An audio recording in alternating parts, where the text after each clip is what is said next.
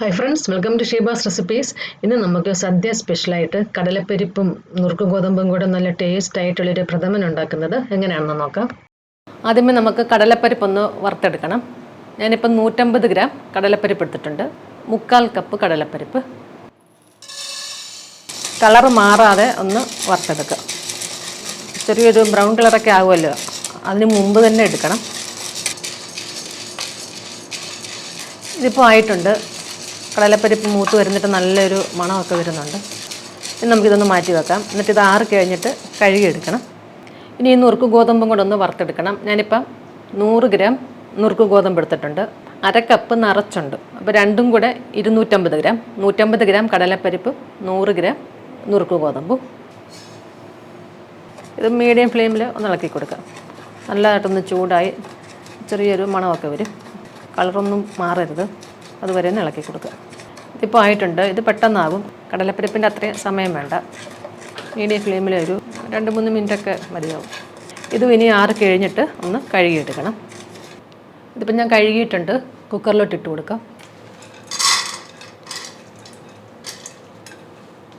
അതുപോലെ ഇതും കഴുകിയിട്ടുണ്ട്.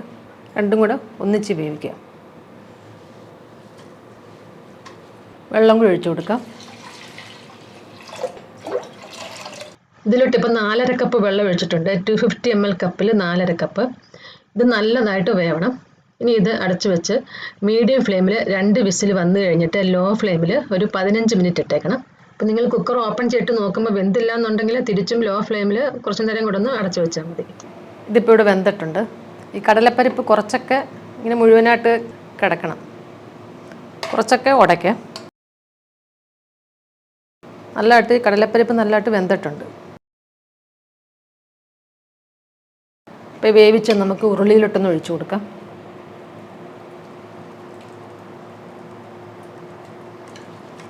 ഇനി ഇതിലോട്ട് ഈ ശർക്കര ഉരുക്കിയതൊന്ന് ഒഴിച്ചു കൊടുക്കണം. ഞാനിപ്പോൾ 450 ഗ്രാം ശർക്കര എടുത്തിട്ടുണ്ട്. 450 ഗ്രാം ശർക്കരയിലോട്ട് 1/2 കപ്പ് വെള്ളം ഒഴിച്ചിട്ട് ഒന്ന് മെൽറ്റ് ചെയ്തത്. ഇത് ജസ്റ്റ് ഒന്ന് മെൽറ്റ് ചെയ്താൽ മതി. ഇനി ഇത് അരിച്ചിട്ടൊന്ന് ഒഴിച്ചു കൊടുക്കാം.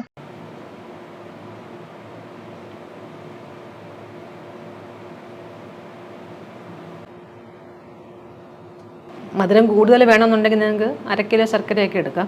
ഇത് പാകത്തിനുള്ളൊരു മധുരമായിരിക്കും. നല്ലതായിട്ടൊന്ന് ഇളക്കി കൊടുക്കാം. ഇനി ശർക്കര പാനിയിൽ ഇതൊന്ന് വരട്ടിയെടുക്കണം. ഹൈ ഫ്ലെയിമിൽ തന്നെ വെക്കാം. ഇതിൽ കുറച്ച് കടലപ്പരിപ്പ് ഞാനിങ്ങനെ ഉടയ്ക്കാതെ വെച്ചിട്ടുള്ളൂ, ബാക്കിയെല്ലാം ഉടച്ചിട്ടുണ്ട്. നിങ്ങൾക്കിങ്ങനെ മുഴുവനായിട്ട് വേണ്ടെന്നുണ്ടെങ്കിൽ എല്ലാം ഉടയ്ക്കാം. ഇങ്ങനെ ഇളക്കി കൊടുത്തുകൊണ്ടേ ഇരിക്കും, അടുക്കി പിടിക്കരുത്. ഇത് കുറച്ചൊന്ന് കുറുകിയിട്ടുണ്ട്. സമയത്ത് ഇതിലോട്ട് 1 ടേബിൾ സ്പൂൺ നെയ്യും കൂടി ഒഴിച്ചു കൊടുക്കാം. ഒന്നെങ്കിൽ ഉരുളിയിൽ അല്ലെങ്കിൽ ചുവട് കട്ടിയുള്ള പാത്രത്തിൽ വേണം ഈ പായസം ഉണ്ടാക്കാൻ. ഇതിപ്പോൾ നല്ലതായിട്ടൊന്ന് വരണ്ട് വന്നിട്ടുണ്ട്. അല്ല, നല്ലതായിട്ടൊന്ന് കുറുകിയിട്ടുണ്ട്.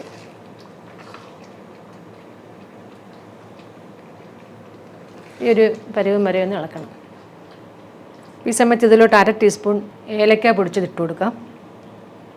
1/4 ടീസ്പൂൺ ചുക്കുപൊടി, നമ്മൾ 1/4 ടീസ്പൂൺ ജീരകം പൊടിച്ചത്, ചെറിയ ജീരകം വറുത്ത് പൊടിച്ചത്. നല്ലതായിട്ടൊന്ന് ഇളക്കി കൊടുക്കാം.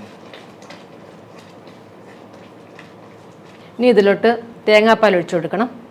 2ാം പാൽ, അത് 3 കപ്പ് 2ാം പാൽ.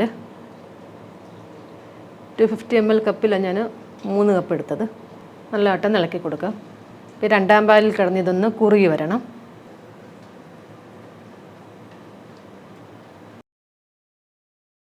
ഇതിപ്പോൾ കുറച്ചൊന്ന് കുറുകിയിട്ടുണ്ട്. അത് ഒരുപാടങ്ങ് കുറുകണ്ട. നമ്മൾ തേങ്ങാപ്പാൽ ഒഴിച്ചു കൊടുത്ത് ഒരു 1/4 ഭാഗമൊക്കെ ഒന്ന് വറ്റിയാൽ മതി. ഈ ഒരു രീതിയിലിരിക്കുന്നത്. പിന്നെ ലോ ഫ്ലെയിമിൽ വെച്ചിട്ടൊന്ന് ഇളക്കി കൊടുക്കാം. അപ്പോൾ ഈ ഒരു രീതിയിലിരിക്കുമ്പോൾ 1ാം പാൽ ഒഴിച്ചു കൊടുക്കാം. ഇത്രയും ഒന്ന് കുറുക്കിയാൽ മതി. 1 കപ്പ് 1ാം പാൽ ഒഴിച്ചു കൊടുക്കാം. ലോ ഫ്ലെയിമിൽ തന്നെ ഇളക്കി കൊടുക്കാം. നല്ലതായിട്ടൊന്ന് ചൂടായാൽ മതി. അപ്പോൾ ഇത്രയും മതി. ചൂടായിട്ടുണ്ട്. നമുക്ക് ഫ്ലെയിം ഓഫ് ചെയ്യാം. ഈ ഒരു രീതിയിൽ ഇരിക്കണം.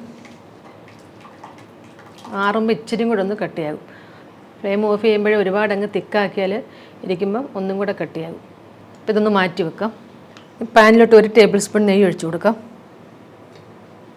നെയ്യ് ചൂടാകുമ്പോൾ 3 ടേബിൾ സ്പൂൺ തേങ്ങാക്കൊത്തിട്ട് കൊടുക്കാം.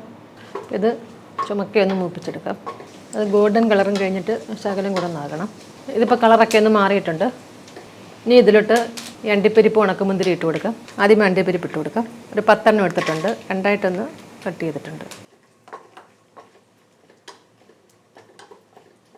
ചെറുതായിട്ടൊന്ന് നിറം മാറിയിട്ടുണ്ട്. ഇനി ഉണക്കമുന്തിരിയും ഇട്ട് കൊടുക്കാം. 2 ടേബിൾ സ്പൂൺ എടുത്തിട്ടുണ്ട്. ഇത് നമുക്ക് പ്രഥമനിലോട്ട് ഒഴിച്ചു കൊടുക്കാം.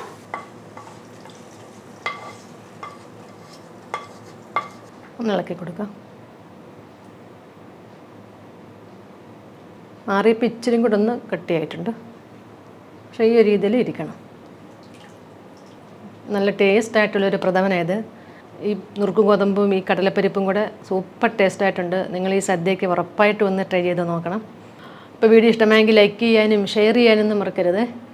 പിന്നെ നിങ്ങളുടെ കമൻസും ഒക്കെ അറിയിക്കണേ. Thank you.